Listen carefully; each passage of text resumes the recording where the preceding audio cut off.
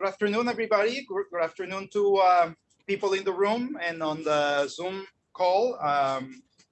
It's actually a very happy occasion today because we have an event to present, to discuss, but also to celebrate a big accomplishment of one of ours. And this is Dr. Bryan Pitts' book, Until the Storm Passes, Politicians, Democracy, and the Demise of Brazil's Military Dictatorship. Bryan is a historian and most important for me and for many of us in this room, he is the assistant director of the Latin American Institute. And it's a very happy occasion, as I was saying, because it's very important. I think it's very important that we acknowledge and that we celebrate the accomplishments of the people who work at the International Institute, at UCLA, of course. And also because I say it all the time, and I have no problem. I think it's actually very important to say it here, that at the LAI and at the International Institute, we're actually very lucky to have Bryan as assistant director. He has brought a tremendous wealth of knowledge to the position, but also it's very important to, and we're very fortunate again to have Bryan here because Bryan is actually, he's not a professor, but he is an intellectual. He's a true intellectual, and he's always approaching his role at the Latin American Institute as an intellectual, having substantive questions in mind. And I think that that brings a richness to the position that makes working with him just a great thing, a wonderful experience. And we are going to have a discussant, a commentator, presenting Bryan's new book. By the way, the book is published by UC Press and it's available for free through the Luminous website at UC Press. So if you just type the title or go to the UC Press website, you'll actually be able to download the PDF of the book for free, which I think it's just an amazing thing. So with us is Professor Ben Cowan, who is a professor of history at UCSD. Ben received his AB from Harvard University and his MA and PhD from UCLA. So welcome home, Ben. And his interest is in or are about right-wing radicalism, morality, sexuality, in 20th century imperialism, with a focus on Cold War Brazil. He's specialized in cultural and gender history in the post-1964 era. So as I always say too, at UCLA, short on introductions, strong and long on substance. So you're coming to the podium, Ben, or you're going to speak from there. The floor is yours. Great. I'll stay here, sort of informally. Thank you for being here. Thank you. Thank you so much for having me. Thank you all for being here. It's such an honor to be here. I mean, not just because I came home, so to speak, but also because I'm so excited about this book and so happy for Bryan and for all of us that we have this amazing contribution. The book, if you haven't had a chance to look at it, it is just, it's excellent. It's beautifully written. It's a triumph of research. I was, to use the common parlance, simply gagged at the fine-grained analysis of, what I think many historians would kind of turn away from, right? The minutes of government meetings, the minutiae of parliamentary proceedings. Bryan has just done an immense amount of work here with incredibly valuable results. Most importantly, at least from where I'm sitting, this book is doing the very difficult how we get here work of explaining the vast changes in Brazil's political culture since the middle of the 20th century. As Bryan demonstrates, Brazil's political class went from basically from narrowly and cynically defending its own interests in a very immediate sense in 1968 to slightly less narrowly and slightly less cynically defending its own interests by seeking to retain power in the face of a perceived inevitability of more mass mobilization and more mass participation in power. And he writes, and I think this is just brilliant, that, quote, the most enduring legacy of the military regime and the transformations it wrought on the political class, end quote, can be found in the ways that the political class, embraced mass mobilization and electoral democracy. And I'm going to quote him again here because his words are so eloquent.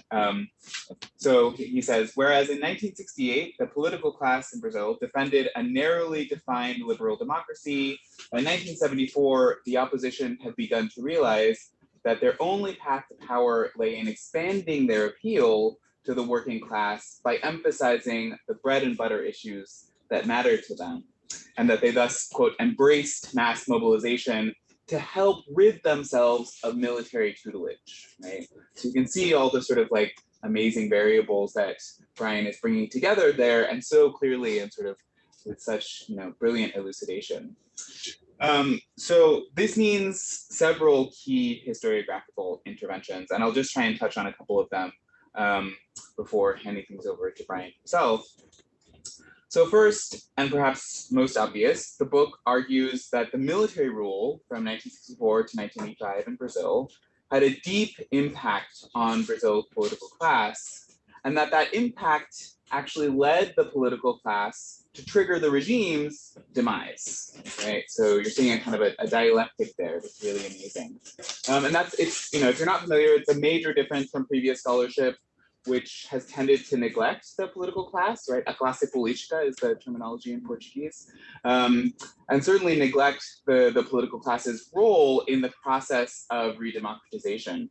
And Bryan nods rightly here to the eminent historian Emilia Viotti da Costa, right? Who, in her, you know, timeless work, The Brazilian Empire, wrote, quote, "It is impossible to write the history of the powerless without understanding the history of the powerful," right? And Bryan is really sort of reminding us of that and giving us an amazing case study in why that's important.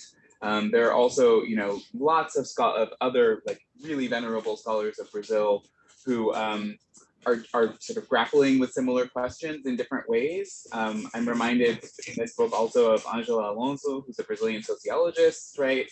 Who has long tried to kind of explain how critical to Brazilian history and culture are the cycles of elite fear and hatred of the povo, right, of the masses, so to speak, right, and how we can't understand our present, right, especially the present of the last 4 years, right, without keeping those in our sights.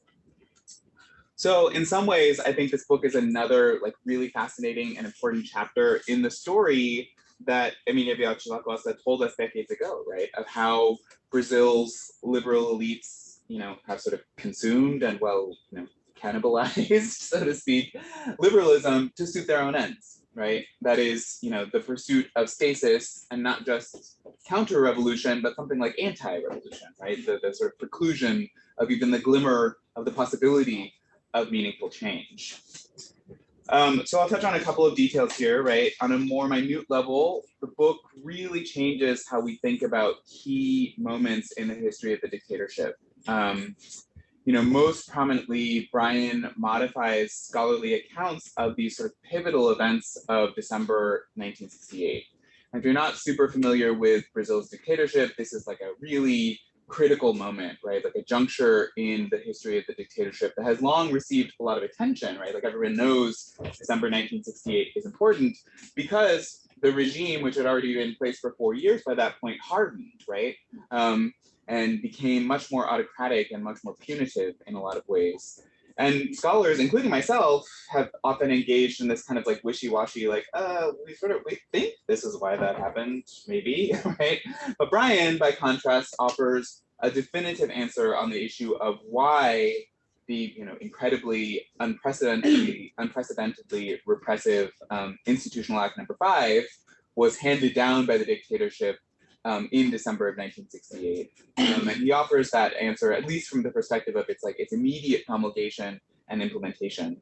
And for those of you who read it, if those of you who have yet to read it, right, you literally get to sort of be in the room, right, with the decision makers, right, hearing the different perspectives on whether or not to do this and why and how, right? And it is, like I said, the minutiae are really incredible here. And so on the other end of that process, right, that's the sort of the hardening of the regime. When it comes to the regime opening out again, right, a process known as abertura or extensão, right, that's sort of like the slow military-led process of re-democratization, you know, Bryan again highlights the role of political elites, right? Elites who were still bristling at their decades-long exclusion from customary privileges and, you know, willing to make alliances at this point with the povo in order to retain legal and political standing, which again is a really brilliant insight.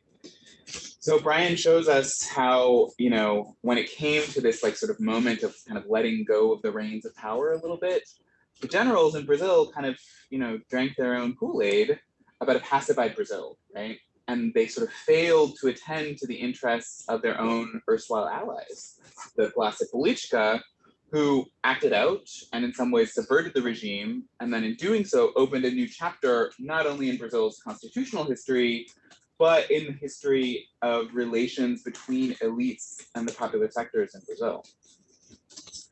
And so, you know, maybe most amazingly, at least for me, right, this book, after telling us the stories of these, you know, more or less self-interested, kind of self-serving and rather unlikable political elites, you know, he ends on a hopeful note, right? Which, I mean, I was amazed by this, right? But to quote Bryan, aided by the changes that occurred in the political class between 1964 and 1985, the Brazilian people have spent the past 3 decades trying to transform their country into a more egalitarian, humane place. And as he puts it, those of us who have been moved and inspired by their struggle know that neither a coup nor unjust imprisonments, nor even a far-right demagogue will hold them back for long. Which could not be a more sort of like inspiring and perfect coda to what is a really, really, really incredible contribution. So thank you, Bryan, for this book and for that coda, which is so necessary.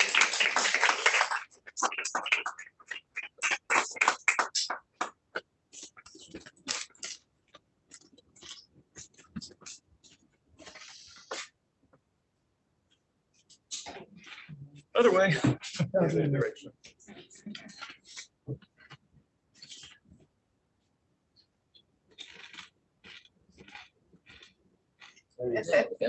Here I am.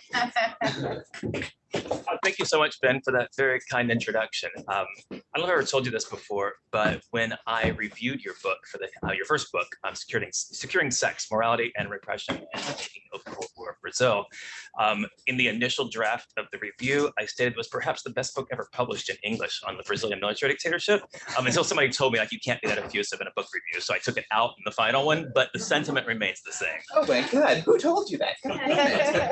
Probably my advisor. Also, too, as I was getting ready for the talk today and put on a tie, like I realized this is the first time I have worn a tie since before the pandemic. And I don't really miss it. So when I initially, and I also wanted to offer a shout out to the former director of the Latin American Institute, Kevin Traciano, and the current director, Ruben Hernandez Leon, both of whom exhibited a lot of patience with me, as because like writing a book is not really part of my job as assistant director of the LAI.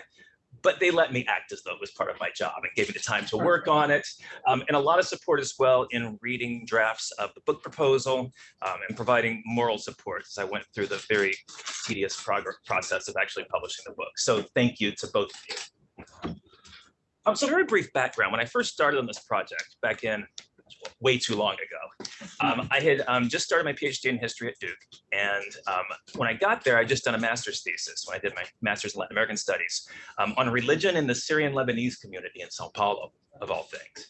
When I got to Duke, my advisor said, well, if you're interested in Arab Brazilians, you should really write about the most famous Arab Brazilian of all, a politician by the name of Paulo Maluf. Paulo Maluf was of Lebanese descent, and well, we won't really get to it in this discussion today, but he was really central to the demise of the military dictatorship, but really in an accidental way. He was an ally of the military regime, but he was really kind of an unsavory candidate from the perspective of a lot of people when he ran for president in 1984. And so when he ran for president, this electoral college vote, a large proportion of the regime allied politicians actually defected and supported an opposition candidate, which sort of exemplifies this kind of inadvertent opposition to the military regime by politicians that this book is all about. So initially, the study of Paulo Maluf turned into the study of regime allied politicians under the dictatorship, which eventually morphed into this bigger study of the Brazilian political class under military rule. And we'll get in a few moments into like what we mean by political class, because it's a term that Americans don't really hear very often, but talk to any Brazilian, you say a classe política, and they know what you're talking about. And then initially, like at the time that I was first starting on this, 2008, 2009, 2010, like Brazil was in the midst of this sort of unprecedented expansion of socioeconomic opportunity, right? Things like the institution of affirmative action in university admissions would come a couple of years later. The Economist had this sort of classic image of Christ the Redeemer taking off, you know, as Brazil taking off. This really optimistic moment when it seemed like the authoritarianism of the dictatorship was well behind Brazil. I would have Brazilian friends say to me like, well, why would you study those politicians? Like, why don't you want to study what's really interesting, which is things like, you know, the leftist armed struggle against the dictatorship? Which my response was, I think there are more histories of the leftist armed struggle than there were leftist militants in the armed struggle. But also too, but now what's happened since that time, you know, most of us are aware, 2013, there are these mass protests, in part against the government that succeeded Lula's, Dilma Rousseff, who was also from the Workers' Party. In 2015 and 16, more protests against Dilma. The impeachment in 2016, which many of us, myself included, would refer to as a parliamentary coup. The imprisonment of Lula on trumped up corruption charges in 2018, which with him taken out of the presidential race, enabled the most far-right reactionary politician in Brazil, Jair Bolsonaro, to be elected president. And so suddenly, like once the political class is, you know, is really back in the picture and is having this really central role in Brazilian politics in 2016, 17, and 18. I mean, I hated for like the validity of my research to be proven by that, but I think it was. And so all of a sudden, like it was important to understand Brazilian political elites because once again, Brazilian democracy lived or died with them. So the question that the book is kind of trying to answer, I guess, at least indirectly, is, and in good sort of historian fashion, I have to like at least partially read my paper because that's how historians do it. I went to a political science talk before, like it was so weird because like there's having this dialogue back and forth and everything, but we historians read our papers. So the question I'm trying to focus on is how the Brazilian political elite could support Lula's vision in the early 2000s, and again today, to reduce class and race-based inequalities, and then only a few years later support Jair Bolsonaro's far-right agenda. Right? This doesn't happen in the United States, right? You know, in Brazil, though, it's like whoever the president is, Congress is going to vote for his policies. This book argues that the answer lies in understanding the dispositions of Brazil's political class, especially the way they approach democracy during the military dictatorship. The dictatorship, during which the trauma of military tutelage led politicians to embrace new possibilities for, I gotta get my PowerPoint working, sorry.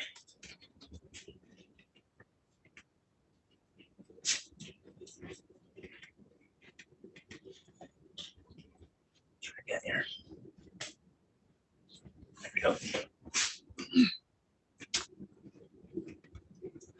There we go. So the dictatorship during which the trauma of military tutelage led politicians to embrace new possibilities for popular mobilization was when a national political elite, always defined by its fear or even hatred of the working class, began to accept that ordinary people had some role to play in setting the course of the nation. The images you see here are a few of the images, sort of the iconic images from the time when sort of the content, the importance of the topic of the book, I think, was becoming a little bit clearer, like when Bolsonaro was inaugurated president. So, but this acceptance of popular mobilization by the political elite under dictatorship was not simply due to a commitment of democracy, as Ben so aptly noted, but also because they needed the collaboration of the popular classes to escape military rule. The changes the political class experienced and did not experience have shaped Brazil to the present. A key term for my analysis, as I indicated, is political class, a term that one hears constantly in Brazil. But Brazil, but this isn't, like if we're really honest, this is not that different from the United States, has always been ruled by what political scientist Francis Hagopian calls a political oligarchy, whose numbers are relatively small, its own ranks relatively closed, and its power concentrated in a few hands. United not by control of the means of production, but rather by a common socialization that produces shared attitudes and behaviors, This group has shared since the colonial period a common identity as legitimate leaders of their society by virtue of wealth, education, occupation, or most commonly heredity. It is known to its members, as well as to the intellectuals, business people, professionals, clergy, and military officers who may join its ranks, as the political class.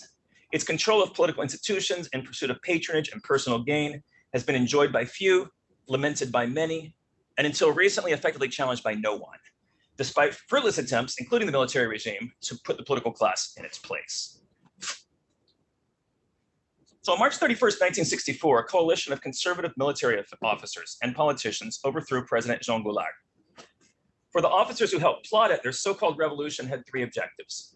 First, they intended to eliminate leftist subversion. They wanted to promote economic development. And then finally, to impose reforms on what they saw as self-interested, corrupt politicians. They sought to achieve these goals through one overarching strategy: the centralization of power at the federal level, specifically the executive branch. Like, everyone knew this was going to take longer than a traditional military intervention, as it happened in Brazil in both 1945 and 1954, when the military promptly gave power back to civilian politicians. No one, not even the military, expected that the armed forces would remain in power for 21 years. For their part, politicians, many of them who had collaborated with this coup to begin with, were shocked to discover that the military saw them as one of Brazil's problems to be solved. Like, we didn't sign up for this, right? And they were ambivalent at best toward a centralization of power that would necessarily impinge on their own and call into question their presumed right to rule Brazil.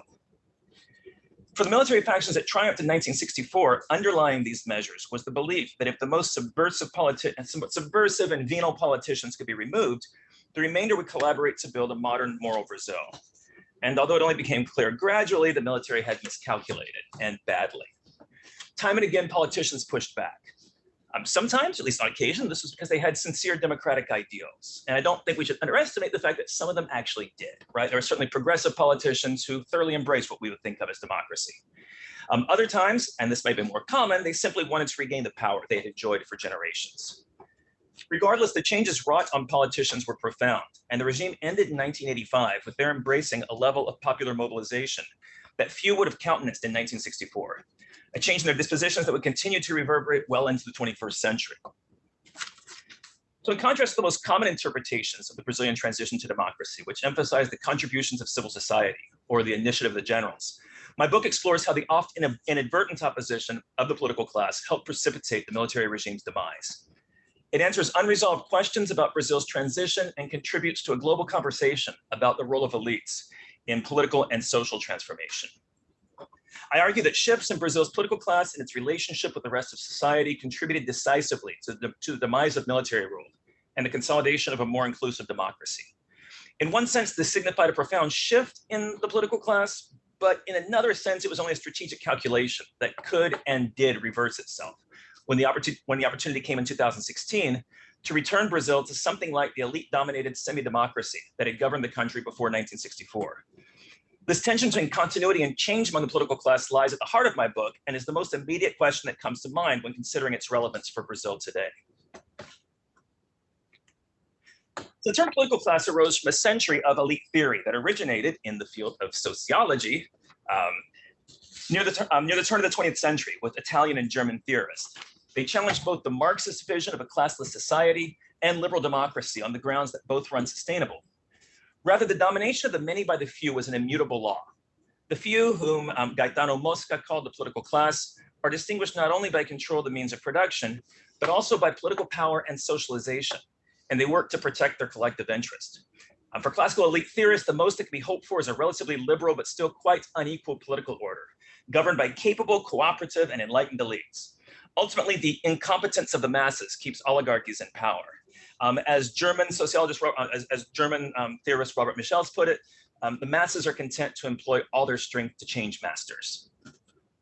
In the wake of World War II, these classical elite theorists fell into disrepute because, like, if their thinking sounds familiar to you, and you think especially like German and Italian thinkers, they were appropriated by fascism, right? And so it's kind of after World War II, their thinking was not super popular anymore. But at the same time, there's still some of these big questions to answer, right? Which is what makes, why are most societies dominated by only a few people? And so post-war scholars didn't really challenge the idea that a political class should inevitably dominate human societies. After all, Hitler and Mussolini had initially achieved power through democratic mechanisms, or at least somewhat democratic mechanisms, proving that the masses were in fact untrustworthy in this point of view.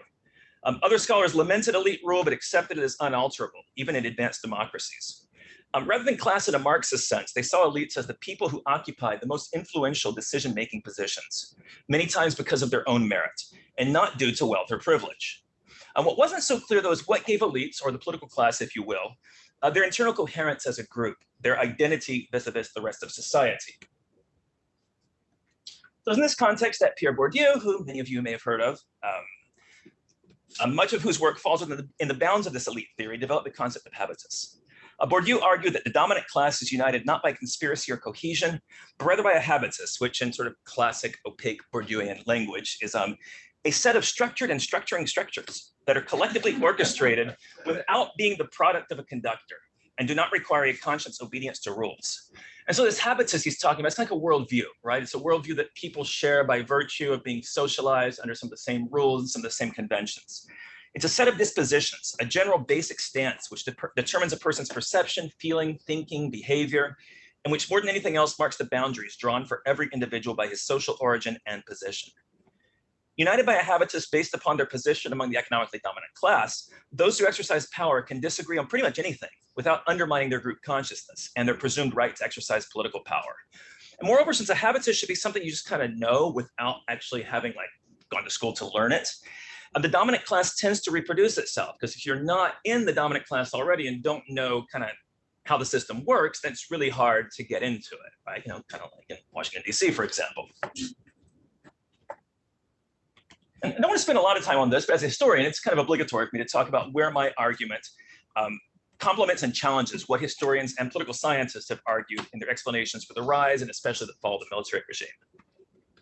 Although this body of work spanning 5 decades has responded to various political, methodological, and theoretical imperatives, certain debates have remained constant.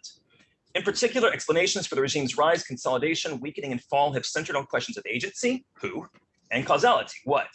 Who deserved more credit for the regime's fall? The generals who permitted liberalization and willingly stepped aside, or the civil society that pressured them at every turn? You know, trade unions, the women's movement, the Black movement, the LGBTQ movement. Were the political and social changes unleashed by the 2 decades of military rule the product of structural factors or the decisions of key actors?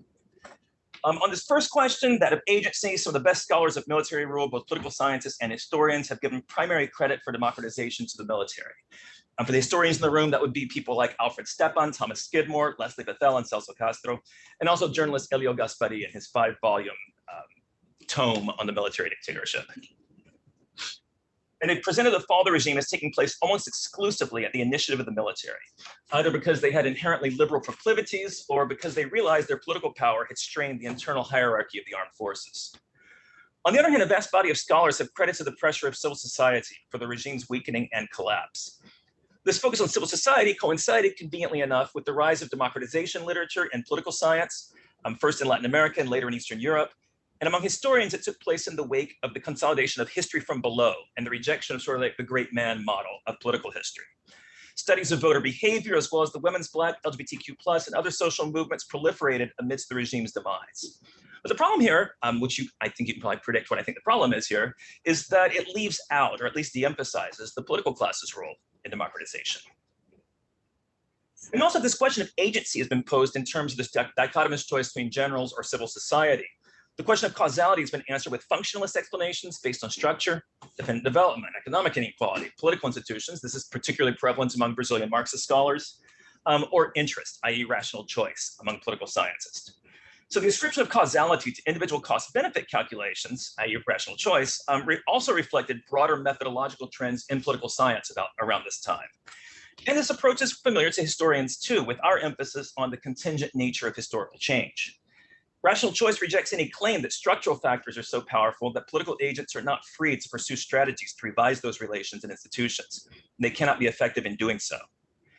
But just like the generals and civil society binary fails to account for the political class, this whole structure and rational choice thing fails to account for a third causal factor, culture, specifically political culture, and in addition to that, what Bourdieu calls habitus, which is not the same as political culture, but we won't get into that fine distinction here, but that is a central concern of the book. in addition to talking about historiography, which all good historians do, we also talk about my sources, because good historians do that too. Suffice it to say that there's a lot of them. So overall, I used 19 archives in Brazil, the United States, the United Kingdom, Portugal, and Spain. I consider like the great triumph of my graduate career when I convinced Duke that they really needed to give me summer money to do research on the Brazilian military dictatorship in the UK, Spain, and Portugal. So like, tip to graduate students, use your dissertation to travel places you'd like to go. I found good sources there too, though. Like, it was not just made up. There actually were good sources. Specifically embassy cables, right? Sometimes politicians won't tell the press what they're thinking, but they have lunch with a foreign diplomat and they will tell him.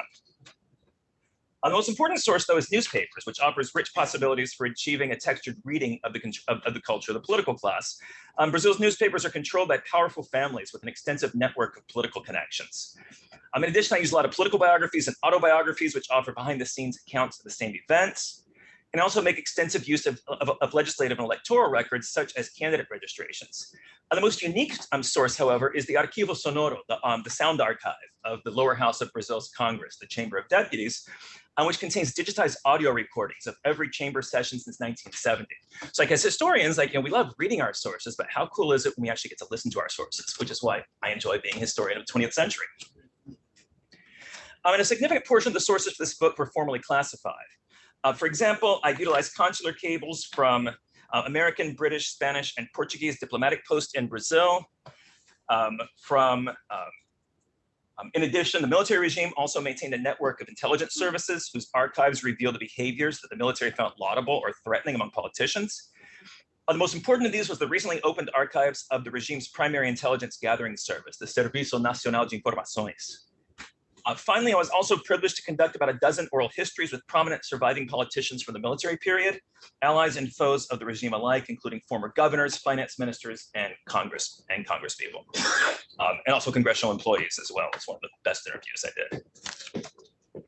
So in the remainder of my time today, which is not as much as I would like, but we'll try to get through this, I would like to use two vignettes from the first and sixth chapters of the book to illustrate some of the changes the political class experienced under the military regime. Each portrays politicians putting their political careers and physical safety on the line to defend protesters against military repression. But in the first example, politicians are defending the children of the elites, including many of their own children, who participated in the university student movement of 1968. In the second example, from 1980, politicians protect striking metal workers in suburban Sao Paulo, part of an upsurge of working class mobilization that challenged centuries-old social hierarchies that placed the political class at the top. Yet in both, we can see the depth of politicians' frustration with the military-dominated regime that sought to impose tutelage upon them, their children, and the working class alike. So kind of zooming in a little bit close on 1968 here for a moment. 1968 marks the moment when the frustration of the political class with 4 years of military rule boiled over into open rebellion. Prior to that year, politicians held on to hope the military's attempts to control politics would be a short-term, or at least by this time, a medium-term approach. Two waves of purges of politicians had removed leftists and the most strident oppositionists. A party reform had replaced the old multi-party system with a two-party system, with a pro-regime party that was called ARENA, the Alliance of National Renovation, and an opposition one called the MDB, or the Brazilian Democratic Movement. A new constitution had, to be sure, concentrated power in the hands of the executive branch and placed limits on the power of Congress, but it also theoretically had institutionalized the military's revolution once and for all. There was widespread hope that soon the military would retreat from direct political power. But in 1968, a year of global protest, that illusion was shattered. The first act in the drama of that year came in the form of a revitalized student movement that initially protested military intervention and repression in universities, but soon mushroomed into a call for regime change. Between March and August, waves of student protests swept Brazil, culminating in the famed March of the 100,000 in Rio de Janeiro in June. Politicians themselves had often gotten their own start in politics as student activists, in fact, during the 1937 to 1945 Estado Novo dictatorship of Getúlio Vargas.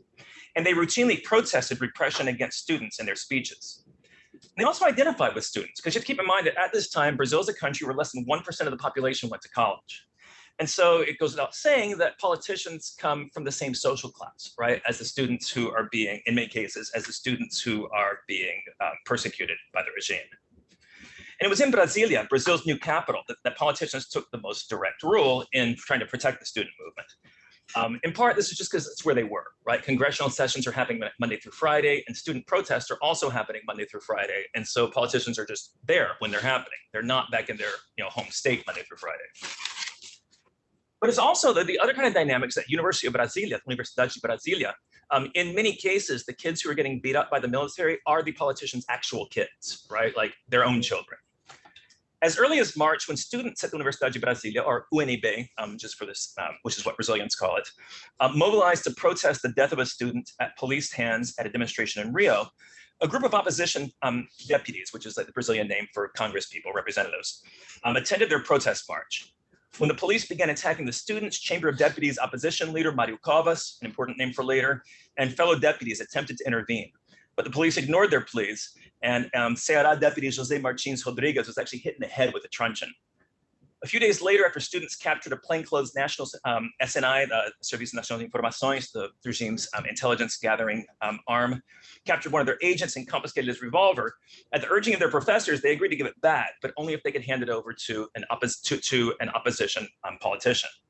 So there's always in the students' mind this idea like politicians have got our back. Then later, at a mass to commemorate the death of the student who had been killed by police in Rio, police arrived to arrest the student leader. He fled into the sacristy of the church, and while the bishop held the police at bay, students rushed to Congress, where the congressional leadership was in the midst of a meeting with other student leaders to negotiate the end of the military occupation. Covas, the opposition leader, and the vice leader of the regime-allied party, rushed to the church and saved the student leader from arrest. And he then left the church in official cars, official congressional cars. And later, opposition leader Mario Covas actually hid 6 students in his apartment while the police looked for them for 4 days. So to kind of give you a picture of just how strongly politicians felt about the repression of the student movement, I'm going to play you an audio clip from, I think it was March of 1968, when it's a shouting match in Congress. For those of you who understand Portuguese, that'll be good. If you don't understand Portuguese, you'll still kind of get what's going on. I won't play the whole thing because it's kind of long, but get it. São aqueles, senhor presidente e senhores deputados, que aconselham os estudantes que apedrejem a embaixada americana, mas que, ao mesmo tempo, aconselham e exigem do governo federal. Assim responde a oposição. Assim responde a oposição quando não tem argumentos. Vossa Excelência dá licença de uma Quando parte. não tem argumentos, berra e grita. Este é o argumento da oposição. Vossa Excelência dá licença de uma parte. Vossa Excelência dá licença de uma parte. Permite Vossa Excelência uma parte. Falta de argumento para justificar o crime. Vossa Excelência dá licença de uma parte. Nós ouvimos calados. Quem não tinha argumento para responder? Vossa Excelência dá licença de uma parte.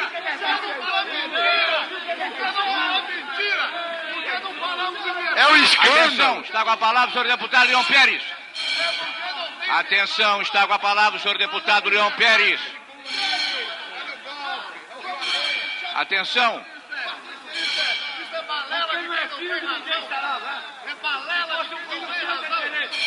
Atenção. Permite. Está com a palavra o deputado Leão Pérez. It goes on like that. So clearly politicians, like when they're debating the student movement, like they're getting really engaged with it emotionally, right? This is not like discussing the price of soy, right? Like this is like their actual kids in many cases who are getting roughed up. And so all this would culminate on August 29th, 1968, when the longstanding tension between the regime and the University of Brasilia erupted into open conflict. With arrest warrants for 5 so-called subversives, officers of the political and social police, and federal police, backed up by 200 military police officers, descended on the campus of UNB like Russians entering Prague, as one politician put it. The Soviet tanks rolling into Prague had happened about 1 week before. Students fought back, a patrol car was set on fire, and police began a sweep, kicking in doors, smashing lab equipment, and using tear gas, truncheons, and firearms to round up students and herd them to a basketball court for processing. I can't put this out of order here, but I'll give you the pictures, actually. Oh, so here they're like herding the students across campus, right, at machine gun point.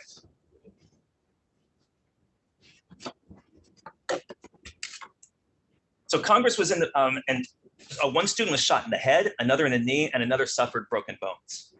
Congress was in the midst of its morning session when the invasion began.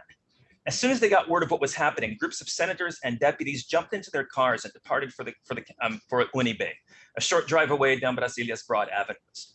One of these was Sao Paulo deputy José Santilli Sobrinho, who you can see here yelling, who rushed to the campus with his son to pick up his daughter, who was a student there. When they exited their car, police surrounded them and began to beat the son with a truncheon. Santilli Sobrinho attempts to intervene, waving his congressional identification, but the police knocked the ID out of his hand and began to beat him too, shouting, "That's why we're doing this, because you are a politician." They were only saved from arrest when other legislators intervened as they were being dragged to a police car, with Santilli Sobrinho shouting, "You're beating a federal deputy, I protest." The police tried to arrest them too until another senator whose own son had been herded to the basketball court at machine gun point, stated that if the officers attempted to arrest legislators, they wouldn't go without a fight. So the university was in chaos. Politicians saw hundreds of students marched across campus at machine gun point. The police refused to allow wounded students to leave for the hospital before receiving higher orders. The congressmen were particularly scandalized that female students had taken refuge in the women's restroom, and the military stormed into the women's restroom to haul them out. An Arena deputy, a regime allied deputy, gave an impromptu speech calling for reductions in police spending, and the opposition's Martin Rodriguez told a federal police commander, "General, I'm proud to be on the side of the students and the people and against these bandits." To which the commander shouted back, "Bandido é você, you're the bandit here." Even Arena deputy Clovis Stenzel, a UNB professor and like the most enthusiastic supporter of the regime who there was in Congress, was overheard exclaiming, "I, who am identified as belonging to the hardline, think all of this is an atrocity." Eventually, the police let most students leave, arresting only a few ringleaders. They left behind bloodstained floors, spent shell casing, and shattered lab equipment. Politicians were in shock, and each who maintained a home in Brasilia had a story to tell. Osvaldo Zanello feared for his daughter, who had received death threats from the police. Anis Badra was stung when his son accused him of serving a Nazi government. Deputies' children and their friends' children had been treated like common criminals, and they themselves had suffered violence and threats of arrest by police that respected neither congressional credentials nor social class. There are speeches in Congress where for example, Deputy Martins Rodriguez said, "It is our children who are there, and we find ourselves powerless." Another one, Wilson Martins, lamented, "Those of us who have children in university, instead of being content, expecting that tomorrow we'll have a doctor, an engineer, a liberal professional in our home, now fear at every moment that we'll find their corpse in their own classrooms." So in the wake of the invasion of the University of Brasilia, politicians would make ever more forceful denunciations of the regime, culminating in a speech in September by the opposition's Marcio Moreira Alves that semi-jokingly called on young women dating officers to conduct a sex strike until the military stopped its repression of the student movement. And like of all the things to get upset over, this is what the military latched onto, because like this had questioned their manhood by challenging their girlfriends not to have sex with them. And then as chapter 2 of the book discusses in detail, in response, the ministers of the Army, Navy, and Air Force demanded that Congress strip Moreira Alves of his parliamentary immunity, so that he could be tried for this so-called attack on the democratic order, which is what the Constitution said justified a removal from Congress. But at a vote in December, Congress, which had about a 2/3 majority for the regime allied party, shockingly refused to comply and voted not to allow the military to prosecute Moreira Alves. And just as an aside, this is one of the big contrasts between the Brazilian dictatorship and the Argentine or Chilean dictatorship. Because had Congress even been open in Argentina, which it wasn't, had a congressman made comments like this, right? Like the military would have just come and taken him away in the middle of the night. He never would have been seen again. In Brazil, the military is like, "Could we please prosecute him?" Congress says no, and the military says, "Fine, we'll prosecute him anyway." So the military regime has this very tortured relationship with legality. Like they want to look like they're legal, but then when they can't be legal, they just go ahead and act illegally, and then pass a law later to retroactively make it legal. A military that had refrained from a break with legality amidst the student movement and strikes that year responded to this act of rebellion by closing Congress, suspending habeas corpus, and stripping over 300 politicians of their offices. Congress was only reopened after the Constitution was rewritten by the military to ensure that the rebellion of 1968 would never happen again. Chapter 3 reveals how the political class coped with this unprecedented attack on their prerogative. The second half of the book shows how politicians pushed back against the imposition of a military tutelage that repulsed them. Chapter 4 examines how the three options that politicians had: forceful opposition, keeping their heads down, or attempting to work within the rules of the system to advance their careers through elections. As the regime opted to gradually reduce some of its most authoritarian measures, Chapter 5 examines two moments when elections would shift the course of the regime. In 1974, when after 5 years of uninterrupted economic growth, the opposition shockingly won legislative elections, and in 1978, when the regime-allied party's nominating convention for governor of Sao Paulo rejected the general's anointed candidate and selected a dissident regime ally. It's kind of an oxymoron, but it works in Brazil. Businessman Paulo Maluf. Then Chapter 6 takes a look at the flourishing of civil society that marked the end of the 1970s. In particular, a series of 3 strikes by metal workers in suburban Sao Paulo, spearheaded by a young leader named Lula. And so I'm gonna give you an excerpt from that chapter now. Chapter 7 actually looks at 1984 to 85 and the Direita Já street protests, which at that time were the largest protests in Brazilian history, which ultimately didn't work. And then, as I talked about at the beginning, a new president from the opposition was chosen by the Electoral College. But now going back to Chapter 6 in 1980, 1980 marked the third of this wave of strikes in 78, 79, and 1980, led by Lula, who is president of Brazil now. He's remained a major actor in Brazilian politics ever since these strikes, which is when he really got his start. But in contrast with laborist politicians who believe that workers should participate in politics by voting for candidates, such as themselves, to advocate on their behalf, the type of unionism developing in the São Paulo suburbs of Santo André, São Bernardo, and São Caetano do Sul, collectively known as ABC, as expressed in the just formed Workers' Party, demanded an overturning of longstanding social relations that called on workers to be subservient to their bosses and the working class to its betters. As Lula put it, it's up to us, the workers, to change the rules of the game. And instead of being ordered around like we are today, to start giving the orders around. In 1979, striking workers had been joined on the picket line by young politicians, particularly São Paulo legislators, who hailed from the banned communist parties or nascent social movements. But in 1980, after Lula was arrested and imprisoned and the strikes brutally repressed, even more liberal members of the liberal in the 19th century sense, not in the leftist progressive sense, even more quote unquote liberal members of the opposition, including some who had stood idly by in 64 and 68 alike, defended the workers, both through their words and through their actions. So in 1968, they're defending their own children from their own social class. And by 1980, they're defending workers who they don't have a ton in common with, really anything in common with, in terms of the way they behave, in terms of educational level, and who they would never identify themselves with, yet they're still out in the streets putting their own physical safety at risk. So that's sort of the contrast, right, with 68. Before the arrest of Lula, the only politicians directly involved had been the congressman from the Workers' Party and a few other leftist politicians. Yet soon after Lula was arrested in April of 1980, possessed by a belief that it was their duty to take up negotiations, opposition legislators made the 1.5-hour flight between Brasilia and Sao Paulo to meet with industry representatives, the police, state officials, local politicians, and unionists in an attempt to broker a solution. Perhaps without Lula to keep the workers in check, politicians feared they might respond to police provocations with violence. Perhaps they sensed an opportunity to earn workers' loyalty and enhance their credibility with a vibrant social movement. Or perhaps authoritarian military rule had caused these members of the political class to shift their attitude toward popular mobilization. After living under military tutelage for 16 years, they may have had a new appreciation for workers' experience under the tutelage of the labor ministry, or even under that of the elite of which they themselves were a part.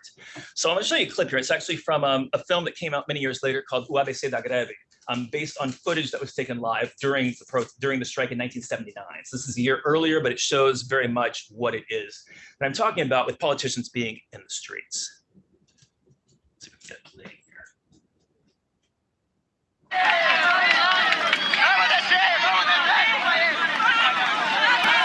People picketing work, these are picketing workers trying to convince other workers not to go into work on the company bus.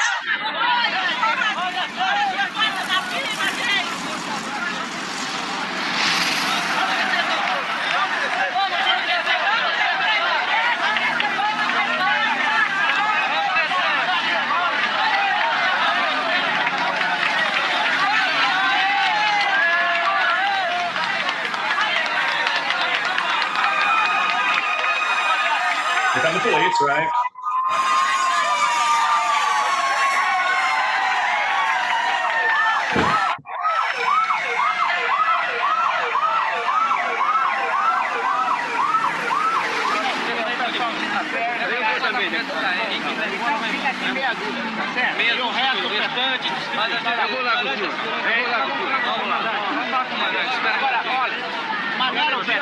Maneira que não haja.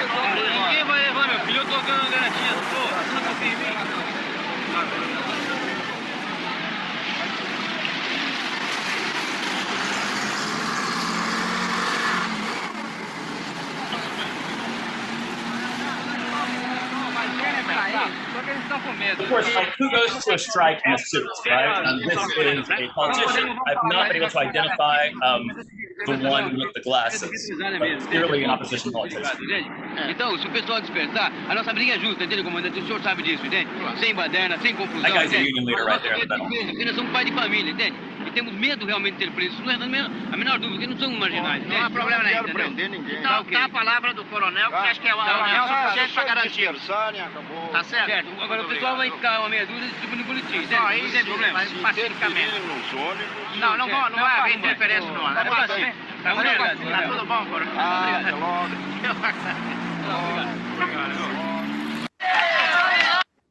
So like, you notice they're like, a worker is probably not going to like shake the cop's hand and give him a little pat on the back, right? It's clearly a politician like feels like, you know, I am of a higher social class than this police captain. So, you know, I can show up and have a little bit less risk than one of these workers would have. Of all the politicians who supported the strikes, none was more active than Alagoas Senator Teotonio Vilela. He had initially supported the regime in 1964. He was elected to the Senate in 1966 for the Military Allied Party. And he'd even supported the regime after its break with legality when Congress was closed in 1968 and a new constitution decreed in 1969. Yet by the mid-70s, Vilela had become disillusioned, and he became an even fiercer critic than most of the opposition. In 1979, he left the regime Allied Party to join the opposition. The morning that Lula was imprisoned, he took the next plane to Sao Paulo, where he would remain for the next 3 weeks, attempting to broker a solution to the standoff between the police and workers. In the first 3 days, he met with federal and state deputies, the Catholic Cardinal of Sao Paulo, Paulo Evaristo Arns, the state security secretary, and the president of the State Industrial Federation. And he also even met clandestinely in prison with Lula after he convinced Sao Paulo's regime allied governor to authorize the visit. But by April 30th, he fumed, while we searched for those who hold power, the ones who are responsible for it disappeared. We remained without interlocutors, the opposition and that immense mass of striking workers. The military operation launched in São Bernardo is simply a strategy to revalidate power. And so if you're familiar with Brazilian politics, you might know these names. If you're not, just bear with me. A lot of other opposition politicians also showed up, like Andrés Franco Montoro, who would later be governor of São Paulo, Ulisses Guimarães, who would be sort of the hero of the fall of the military dictatorship, Mário Covas, later governor of São Paulo, and a young alternate for Senate at the time named Fernando Henrique Cardoso, who would later become president of Brazil. All these politicians went to São Bernardo to defend the workers. Together, they attended union assemblies and attempted to mediate between police and workers. But 1 week after Lula's arrest, the tense situation exploded into crisis. After an assembly at a church, deputies and senators were giving rise to the São Bernardo City Hall to 3 union leaders in official legislative assembly cars. Suddenly, the car carrying a senator, a state deputy, and a union leader called O Alemão was surrounded by 4 police cars and forced to stop. About 20 agents jumped out and rushed the car. Machine guns pointed, demanded that legislators hand over Alemão. The politicians in the car demanded that officers identify themselves and produce a warrant, which they refused to do. When Senator Orestes Quercia rolled down a window slightly to continue to argue, an agent threw a canister of tear gas into the car. While Quercia was arguing over Alemão's arrest, a car carrying 2 other politicians and 2 unionists was also stopped. As a federal and state deputy hurried to lock the doors, shouting officers with machine guns stormed the car, opened the doors, removed the unionists, and sped off. Meanwhile, Senator Franco Montoro had arrived in yet another car, and when he saw what was happening, stopped and shouted in the middle of the avenue, "Identify yourselves and leave, because the person talking to you is a senator of the Republic." When they refused, Montoro excoriated them for ignoring parliamentary immunity and told them without a warrant, no one was going anywhere. Just then, another officer arrived and identified himself as an agent of the Department of the Political and Social Police. He then attempted to take control of the situation by getting into Quercia's car and ordering the driver to take them to police headquarters. However, the senator instructed the driver to take them to the São Bernardo City Hall instead. The car proceeded to City Hall, already surrounded by cavalry, soldiers, firemen, and riot police. So there's this big drama that happens inside of City Hall. Teotonio Vilela, the former regime ally turned oppositionist, is already there. And he's on the phone with the justice minister. And what he says to the justice minister really kind of encapsulates the spirit of this moment. He says, "They can take even the last worker in ABC, but you are responsible for this national catastrophe. I also am a businessman. Nothing justifies what is happening here. It is like a military operation of extermination. When they finish with the workers, next it will be us politicians. Then they'll finish off the students, the church, the middle class, and then what will be left of this country? You will be responsible for this. Finally, another officer arrived, warrant in hand, and Alemán was arrested and hauled out. The contrast between 1968 and 1980 is clear, and I promise I'm about to wrap up here. Politicians rushed the streets in 1968 to protect their own children, and they do the same thing in 1980, but this time to protect workers who are participating in the sort of social unrest that has traditionally horrified Brazilian political elites. These two vignettes, brief as they are, encapsulate much of the arguments of my book, that their own encounter with the heavy hand of the military led politicians to accept a level of popular mobilization that most of them would never have countenanced before 1964. In some cases, because they simply hoped to use it to force the military from power, but perhaps in others because they now identified with workers who are also dissatisfied with military rule. Of course, and now bring it a little bit closer to the present, right? And something that Ben kind of gestured to in the beginning, the nearly 4 decades that have passed since the regime fell in 1985 have not witnessed anything like an unqualified acceptance of a more participatory social democracy by Brazil's political elite. Indeed, even amidst democratization, politicians combined their openness to increase popular participation with a determination to salvage what they could of the wealth and of the power, wealth, and impunity that people like them had enjoyed since time immemorial. And in the years since, the political class has been marked by both continuity and change in its relationship with the rest of society, particularly the working and the lower, what Brazilians call the popular classes. The continuities, amply criticized by scholars of democratic consolidation, help explain the parliamentary coup that toppled the left-wing government of Dilma Rousseff in 2016, and the political class's collaboration with the racist, sexist, homophobic Bolsonaro after 2018.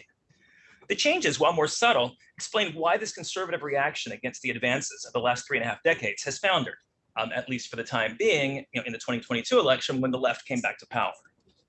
So what are some of these continuities? Some of the characteristics of the political class that are prominent in my book include the largely hereditary nature of politics, like the main determinant for will you be in Congress is was your father or mother in Congress, usually father. The desire to hold on to their traditional prerogatives, particularly at the state and local level. Relative impunity for the elite in contrast with the aggressive policing of the poor and the dark-skinned. That sounds familiar. The primacy of the pursuit of power and resources over party or ideology, and the instrumental use of popular mobilization, such as the 2015 protests against the Workers' Party to support their own political goals. These continuities do show the military regime failed in its attempts to transform the political class into a pliant, patriotic elite that governed for the common good. At the same time, how surprising is this, right? It's like a lot of times people are like, look, politicians are not democratic and they act in their own interest and not in the interest of the common good. Like, this isn't really that shocking, right? Ultimately, we humans are animals. Like our chimpanzee cousins, we jockey for status, using each other as tools to achieve our ends. Why is it surprising that the Brazilian political class would seek to transfer power to their children, defend their own prerogatives and impunity, pursue personal advancement over principles, and use the masses only when convenient? Like, a lot of times in some disciplines, it's sort of held out like European and North American democracy as sort of the model. Like, is this really any different from our own politicians in the United States? I don't think it is. These do not make Brazilian politicians deficient compared to a global North ideal. They make them human. It's more fruitful to examine the changes. Brazilian elites have always sought to preserve their prerogatives to benefit themselves and their children, but they've not always countenanced the level of popular mobilization seen since the 1970s. So the most important changes the book identifies are an increased sense of accountability towards voters. A consequence of this sense of accountability has been a new focus among the political elites on reducing socioeconomic inequality and other forms of injustice against marginalized groups. And as a result of the role played by strikes and mass protests in toppling the military regime, there's been newfound tolerance for mass participation in politics in a country whose elites had long lived by the mantra, the social question is a police question. Finally, 2 decades of subjugation to the military made the political class far less likely to accept military intervention in politics. And this conviction held true as Bolsonaro attempted to convince the military that Brazil's electronic voting system was rigged against him. And Bolsonaro wanted a coup in November, December of last year. He didn't get it because the military wouldn't get on board with it. That's certainly different from 1964. So very briefly, I'd like to close with some thoughts on how both these continuities and changes have shaped Brazil's more recent past. So as I noted earlier, as soon as the chance arose in 2016 to try to roll back some of the more transformative and inclusive measures of the new republic, the political elite wasted no time impeaching Dilma, voting for Michel Temer's neoliberal agenda, and embracing Bolsonaro's blatantly racist homophobic project. Indeed, it was the rapidity and depth of this reaction against the Worker Party's project to reduce inequality that led me to tone down my dissertation's overly optimistic tone as I worked to turn it into a book. But what gradually became clear during the Bolsonaro government was that even the continuities in the behavior of the political class can be an asset for Brazilian democracy.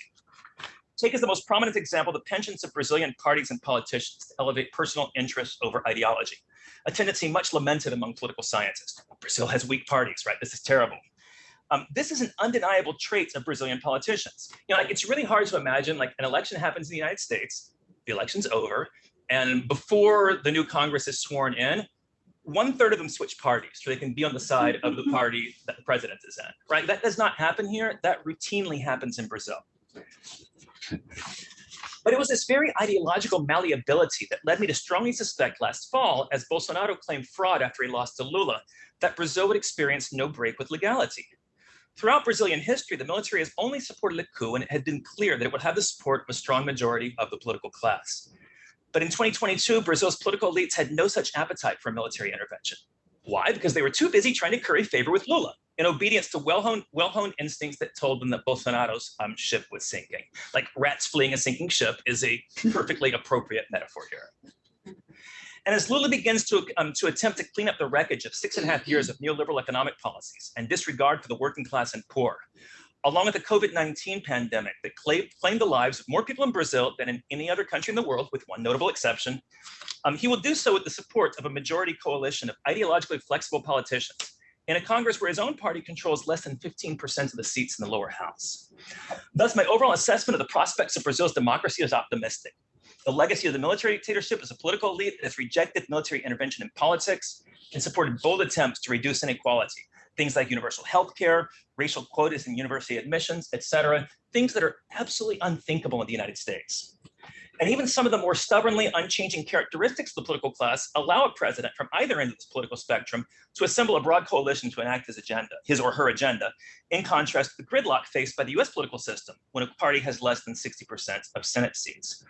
Regardless, to understand the trajectory of Brazilian democracy over the last generation, we have to understand how Brazil's political elites responded to the country's military dictatorship. Thank you.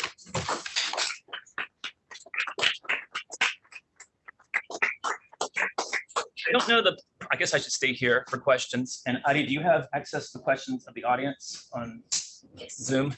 Oh, great. We might need to pull those up. I don't know if there are questions yet from the Zoom audience, or if Ben wants to field questions here in the room.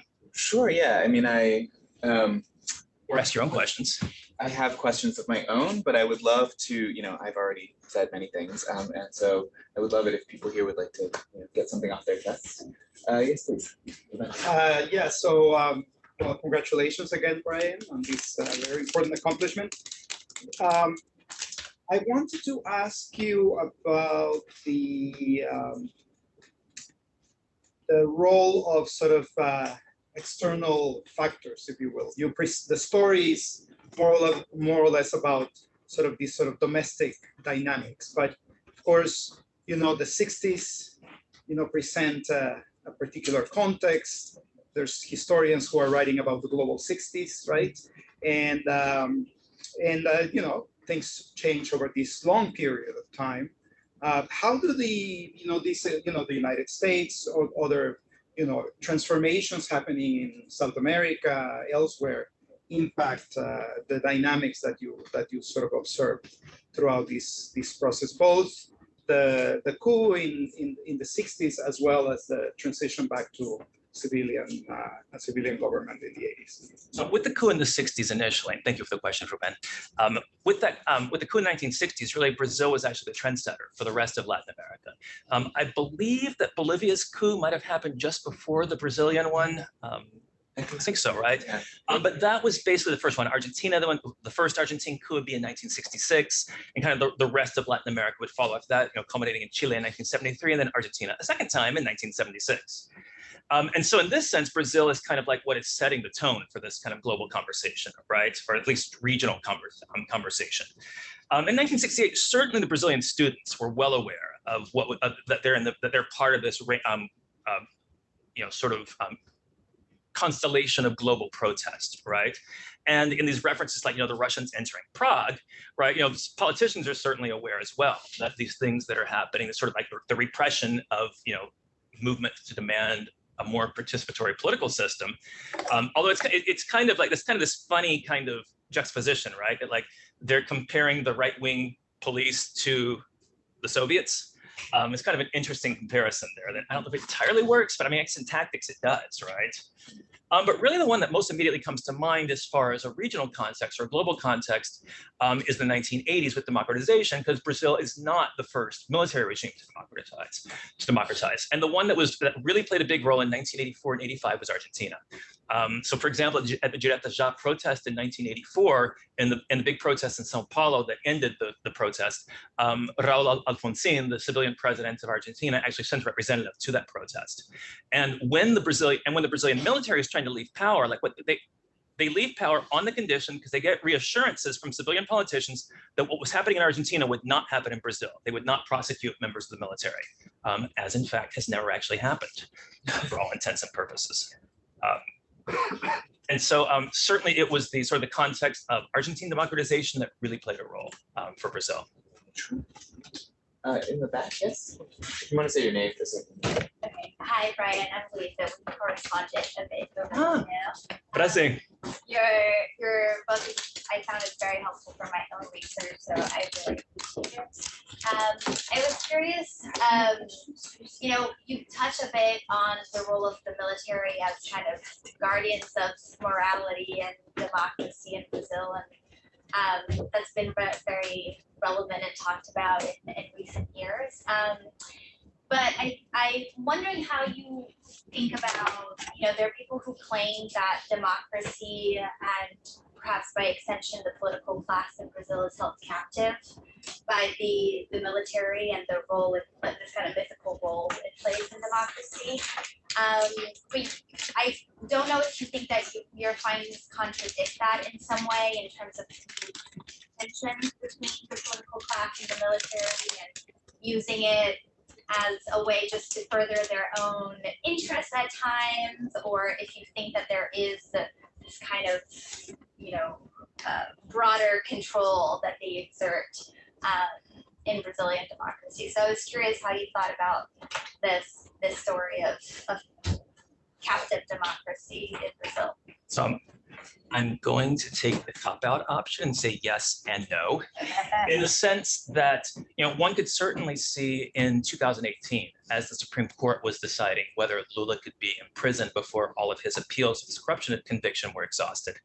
And it was, there was, none too subtle pressure placed by certain high-ranking members of the military on the Supreme Court to decide that Lula should be imprisoned. The Supreme Court then did so. And then, a year and a half later, reversed itself on the exact, with no real explanation for why it reversed itself. And so the military having this sort of veto power, right, is something that, I think it's undeniable that the military still has a lot of that power. But I think the kind of the argument in the book is that sort of the options for the military exercising that power have steadily narrowed. In that, is Brazilian democracy still held captive? I think that sort of posits this dichotomy between either it's captive or it's free, right? But at no point has Brazilian democracy been fully captive to the military's whims, even during the dictatorship, as kind of the points of the book. But also at no point has it been entirely free. And so it's sort of this oscillation that goes back and forth between moments when the military has much more power and much less power. I'd argue that since 1985, the clear trend, except for occasional bumps in the road like 2018, has been for the military to take less and less of a role. Of course, the question, and this is something that in a lot of ways, I think that political science might be better equipped to handle than historians, in that trying to quantify, to what extent is this because the military itself has decided to step back? And if it chose to step in again, that's the thing I have a hard time answering is, was the military forced to sort of narrow its field of political participation, or did it choose to narrow its field of political participation? And historians are probably not best equipped to measure that. So Sorry, I'm the captive of my discipline. I have a couple of questions online, so maybe I'll take a couple of those and then come back to some in the room. The first is from our friend and colleague, Colin Snyder, who asked Bryan, Bryan, could you speak to the role of the military within politics under Bolsonaro and how the Lula administration has spoken to this political role of military numbers? So Bolsonaro was, I think, even more than like, I mean, there are always going to be people in the military who are enthusiastic about taking a political role. And Bolsonaro provided opportunities for them to do so. I can't remember, Ben, do you remember like what percentage of the cabinet members were from the military? It was like unprecedented percent. Like a third, half, something like that, right? This is really unprecedented. Even during the military dictatorship, it was most of the cabinet was civilian. Exactly. Bolsonaro invited in the military. And of course, this has been kind of a balancing act for Lula since January. Right, is trying to, to what extent can you sort of like get the military to disengage a little bit, but without ruffling their feathers too much. I will admit that I have not followed the play-by-play on that since the inauguration in January. If anybody else has and wants to chime in, feel free to do so. But right, this is kind of the challenge facing Lula is like, right, the military has kind of gained this political role, but he clearly does not want them to have it anymore. And is asking the military to step back to its more, I won't say traditional since 1985 role of kind of taking a back seat in politics. My only sense is that there's ongoing controversy about whether or not active duty members of the military can serve in the right, these exceptions, can they or can't they be made? Which is even that the fact that the question is being raised is significant. Yeah. Exactly. Of course, Bolsonaro was not going to raise that question. Right. Of course they can. Yeah. And then Steve Scheibe has asked, can you name specific political players and their economic interests and how they are accommodating in Lula's third term? Do you see more political mobilization of civil society or disenchantment as the state apparatus can no longer absorb and meet the demands for jobs and sinecures as in the past? Let's read that question again. Yeah. Can you name specific political players and their economic interests and how, I think this person means how they are being accommodated in Lula's third term? Do you see more political mobilization of civil society or disenchantment as the state apparatus can no longer absorb and meet the demands for jobs and sinecures as in the past? We're asking a historian here to make snap judgments, and like this is just like antithetical to everything we do. Right? But yeah, I will try to do so. Certainly an important political player, at least thinking in terms of Congress, right, and someone who Lula has to placate. I'm not going to mention specific people, but perhaps specific groups of people.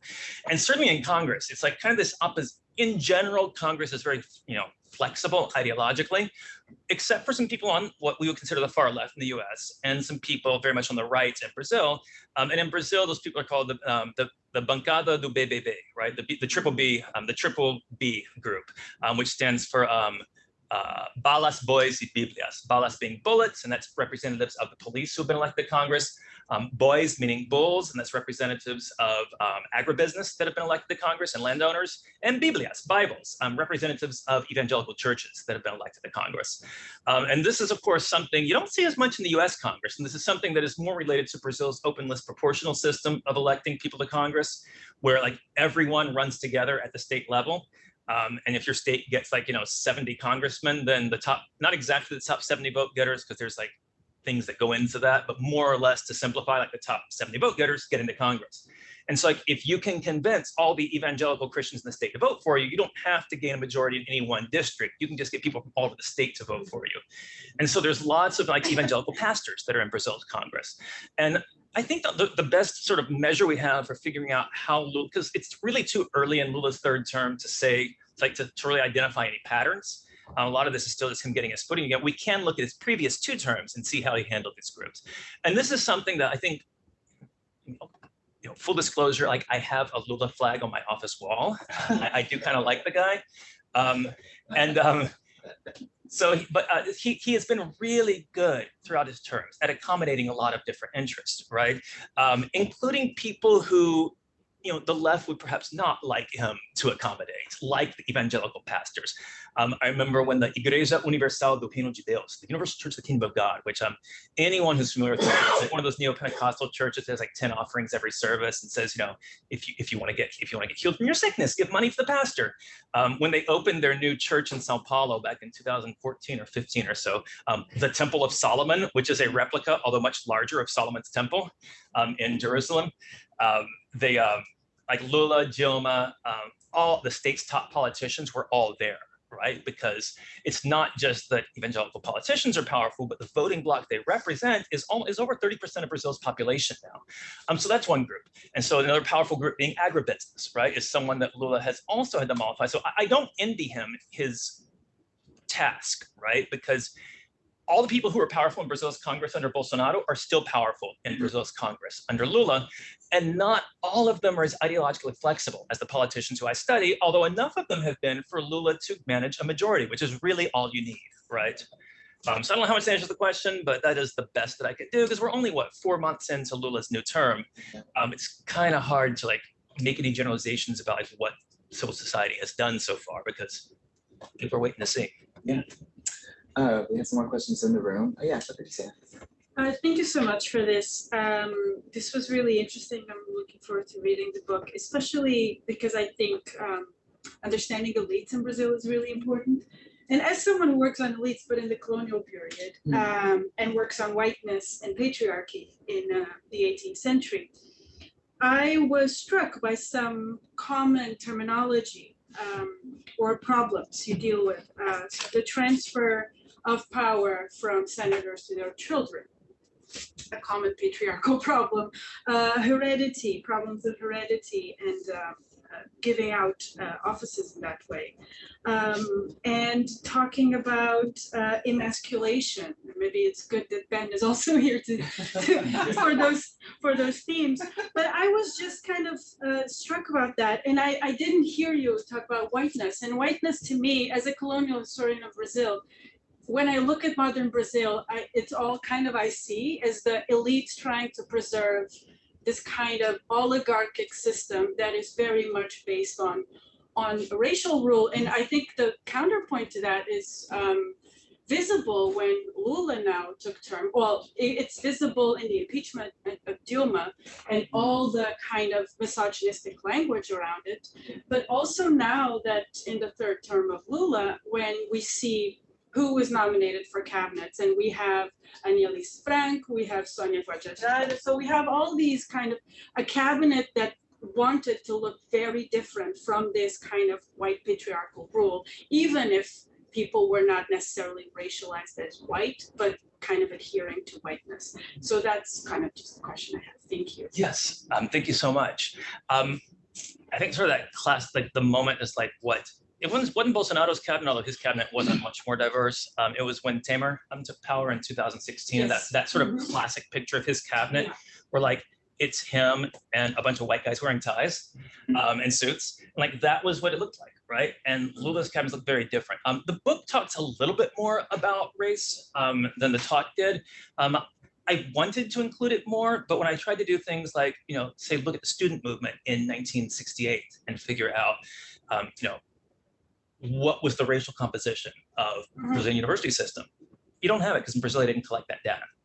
And so a lot of times throughout the book, I have to use social class as a proxy for race, as often happens in Brazil. I know there's all kinds of problems with that, but in Brazil, it is true that the further down you go in the socioeconomic spectrum, the darker skin the population gets, the higher you go, the lighter skin it gets. And so this was kind of one of the, actually in 1968, it was one of the problems with the way the police were treating their children, is that police came from working class backgrounds and in all likelihood were darker skinned than the students. And I mean, nobody in Brazil is ever going to say it, right? This is a total violation of Brazilian racial etiquette. But surely part of what offended politicians so much was not just that police were beating up their children, it was that Black and brown policemen were beating up their children. That was certainly part of it. Certainly too, and another thing that comes up too, and I didn't get a chance to quote these, but in 1968, when the military asked for permission to prosecute that opposition deputy, Congress has these really interesting debates around it, some of which were preserved in audio form. It's super cool. But one of the things that keeps coming up over and over and over and over again, they say, if we give in to these requests, we will be no better than a group a group of boys in high school standing in line waiting for roll to be called. Or a female senator or a congresswoman, actually, she said later in an oral history interview, she talked to their politicians. She's like, what would your wife think of you if you become feeble at this moment? Mm-hmm. And so this idea that that defending the honor of the political class, it is always a masculine honor. Today, I mean, that's changed a little bit today in Brazil's Congress, and that there is much greater racial diversity and gender diversity in Brazil's Congress. We went from something like, I think, 4 or 5 women elected to Congress in 1982 to Congress, I don't remember the exact number being, at least I think over 20% women now, which is not great, but better, right? And this was, but what's striking though is that in Brazil's Congress, that even if there's been this increase in racial diversity and in gender diversity, there's not been much of an increase in class diversity. And that the people who do tend to represent the working class, for the most part, are those policemen and those evangelical politicians, right? People who are not really prone to questioning authority very much. And so that's been one of the difficulties, is getting a Congress that's sort of more open to popular demands, because even if it's diversified in terms of race and gender, it hasn't diversified that much in terms of class, except in ways that are kind of opposed to a more participatory political system. So I don't know if that answers the question, but let's just say the race and gender appear a lot more in the book than they did in the talk. Yes, sir.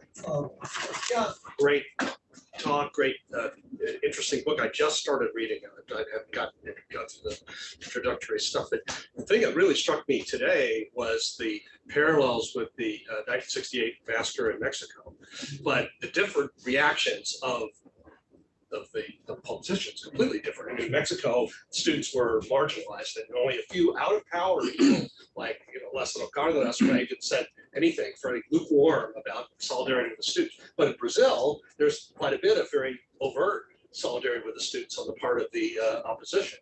So I'm wondering, how self-conscious was that as something political, or was that just because, oh, these are our kids, or these are our family, or was there some on the part of the opposition, was there some attempt to sort of mobilize, sort of leverage the students as part of their own power relationship within Congress? Yes, the problem is that while the politicians were very, especially in the opposition, were very enthusiastic about sort of marshaling the students to support their broader opposition agenda, the students weren't interested in that at all. There's so many quotes from the student movement basically saying, like, I think that they referred to the opposition party as like a plaything in the hands of the military or something. And so it's just sort of like youth, and there's a generational thing here too. It's like, my God, like, why are you such sellouts, right? Is what they think even of the opposition. And so especially these like students, who are like, idolizing Che Guevara, right, are not really like super enthusiastic in 1968 about taking any sort of posture that would make any sort of compromises with the regime.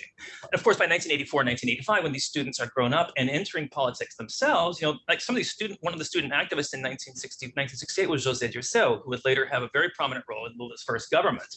And so Dilma Rousseff herself got her start. She was a high school student in 1968 and got her start in politics then. And so it's really striking, as opposed the students were to joining, to being considered part of the political class in 1968, ultimately, like, their parents were correct. Like, their parents saw them as like, these are little versions of ourselves and they'll grow up to be just like us. And they did. And so there was this effort to mobilize students then, but it was more the students who weren't interested. Thank you. In the back, yeah. Hi, my name is Gabriel, PhD in sociology here. Wonderful talk. I hope to get a print copy. I was wondering about the issue of causality here and what weight you would attribute to different factors, and if you consider class coalitions in the process of democratization. Some Brazilian scholarship says that the coup finally consolidated the alliance between landed oligarchs and the military, who throughout the 20th century were kind of at odds, or at least lower ranking military wanted some reform and little bit of social equality and stuff like that. So I was wondering, if you see a shift in class alliances throughout this period, and also factional disputes within the military, within the political class, that would sort of make them decide, well, let's take it to a democratic form rather than to these back. So I think that when we think about things like, you know, the alliance between landowner, you know, between these different social groups, this is something that has been talked about a lot, especially by Brazilian scholars. And was what I talked to, like sort of my historiographic intervention, right? In terms of structure, right? In terms of like what are like the big groups doing and how are they aligning with each other? And like throughout the book, like my goal is not to say that none of those are valid. It's to say they're all valid, right? There is something to be said for the role of civil society. There is something to be said for the role of the generals, but but it's incomplete, right? And so a little bit of a cop out, but I think it's not so much what I'm interested in doing here in this book is thinking about how we can work culture into this as another of these variables. When it comes to actually measuring, right? I've gotten this question before, and I think historians get this question a lot from people in other disciplines, which is like, right, like, how are you actually proving any of this? And it's like, well, you know, we look at the documents, we listen to all the people do oral histories with, and we kind of figure out what it's all saying. In a lot of ways, as historians, it's an argument made more like in law, right? Where your goal is to, you know, in front of a jury, to create a compelling narrative that people find convincing. Not because we think that quote unquote proves something, but because we don't think that measuring things really proves anything either, right? It's that they're all attempts to, all imperfect attempts to prove something. A little bit about these sort of like shifts in class alliances, and also kind of these factional, I think I can answer a little bit better the second half of the question about kind of like the different factions that are involved, certainly in democratization within the military and within the political class. There's a French historian by the name of Maud Chirio, who did a book in some ways similar to mine a couple of years beforehand, on all the different factions within the military and the ways that they had not just ideological disputes, although they did, because when I talk about the military for the sake of convenience in my book, but really there are, you know, there are military nationalists who want to take Brazil more in the sense of the Peruvian model, this nationalist dictatorship that will do things like land reform. There are people in the military who are much further to the right? Like some of the people who are adjacent to the people that Ben studies in his book. And there are, you know, and of course there are people in the military too who are on the left, but they all got purged in 1964. And so there's certainly certain like factions within the military throughout the dictatorship. And certainly, I mean, the whole book is about the different factions in the political class as well. So how I can measure which of, you know, the weight given to one or the other, I wrote a book on it, I still don't know. But yeah, those are some of the dynamics at play there. Another question, yeah.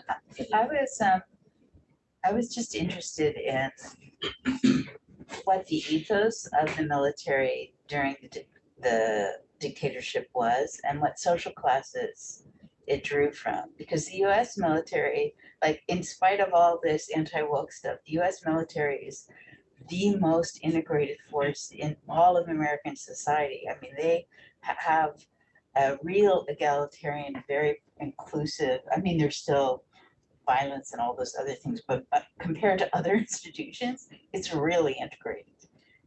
So what was the military like then during the dictatorship? So the military up until then, and that's a really good question, thank you so much, Becky, the military has this sort of term, has had this term for itself throughout Brazilian history, o povo fardado, the people in uniform, at least as the military's sort of self-conception. To an extent, that's true. You know, during the 19th century, that was the people in uniform because, you know, people who had been enslaved were being forcibly impressed into the military, right? And so, you know, some of the diversity of Brazil's military was achieved by force in the 19th century. During the period I studied, there were a lot of studies done in the 50s, 60s, into the 70s of the composition of the Brazilian military. Of course, talking about the rank and file is one thing, right? The officer corps is something else. In the officer corps, I don't have any numbers on race in this, for example, but it's very much middle class, because the thing that sort of determines, like, once again, much like politicians, kind of like the most likely determinant of whether you're going to be an officer in the military is whether your father was an officer in the military. So there is a hereditary component to this as well. And so, the military until, gosh, I don't even know if, I don't know any of the numbers right now on military leadership in Brazil. From what I've seen, just from pictures, it doesn't appear to be a very diverse place. I'd say to a much lesser extent than the U.S. military. I talk a lot about the ways that Brazil is doing better than the United States. In this regard, the American military is quite a bit ahead of the Brazilian military, I think. Also in the American military, the further you go up the ranks. Yeah, further you at the lighter. We had like historics first in the last 2 years in terms of generals. Just even more pronounced in Brazil. Yeah, no, I think that's right. The United States is perhaps less horrible in that regard. In the back. And I wanted to ask you about a theory that I heard recently about the role of the elite, the recent big changes in Brazilian history. This says that in 1943, Getúlio did the CLT, laws for the workforce. 2 years after, the Estado Novo was ended. In 1964, Jango was trying to work on the land reform. A year later, we had the coup. And then in 2013, we had the Bank of the Domestics, which is a law regulating the domestic work. And then a year later, Dilma was impeached.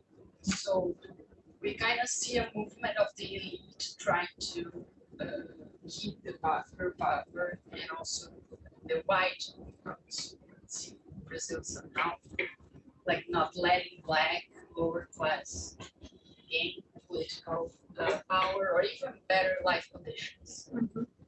So I'd like to ask you if you think that this theory makes sense, or because for me the Brazilian dictatorship is more connected to the global context of the Cold War than anything that was happening domestically with Brazilians.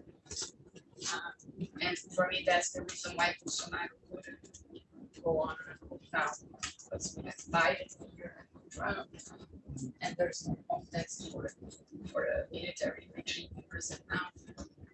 Even when we try to think and bring the causes and the reasons to the domestic arena, we may see that as it's never letting the power to the people, never letting people having access to these political decisions.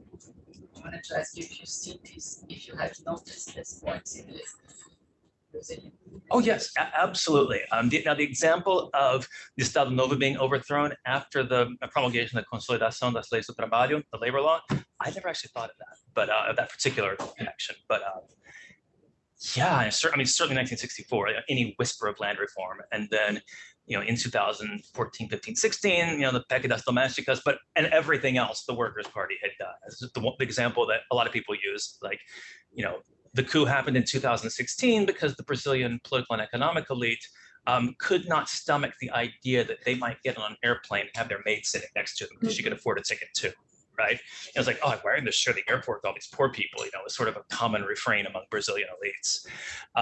So yes, but this is where we get into kind of the glass half full, glass half empty approach. And when it comes to Brazil, I'm a glass half full sort of person that, at every moment, so you get, sure, the Estado Novo was overthrown in 1945, yet what had to replace it, because of the way that Getúlio had mobilized the urban working class, at least, Brazil was forced to allow a more participatory political system than it had had before, right? In 1985, in 1964, certainly the military regime is a reaction against not even actual leftist reforms, just the threat of leftist reforms. But when it finally falls, 21 years later, it's because there's been this unprecedented upsurge in civil society, and because the political class has finally gotten fed up with it. And so at every step, yes, it's kind of like what I was talking about earlier in response to the question about whether Brazilian democracy is held captive by the military. Yes, but it gets narrow. But the range for the military gets narrower and narrower. And I would argue that the range of options for the white, wealthy Brazilian elite to hold back the tide of popular mobilization has gotten narrower and narrower with each of these successive interventions in politics. Because you look at what happened in 2006, and in 2016, Dilma's overthrown. 6 years later, the left is back in power via democratic elections. That didn't happen in 64. It took 21 years. And so one could say, look, the Brazilian elite have done it again, but one could also say it only took them 6 years to figure out they miscalculated. And I guess that's improvement.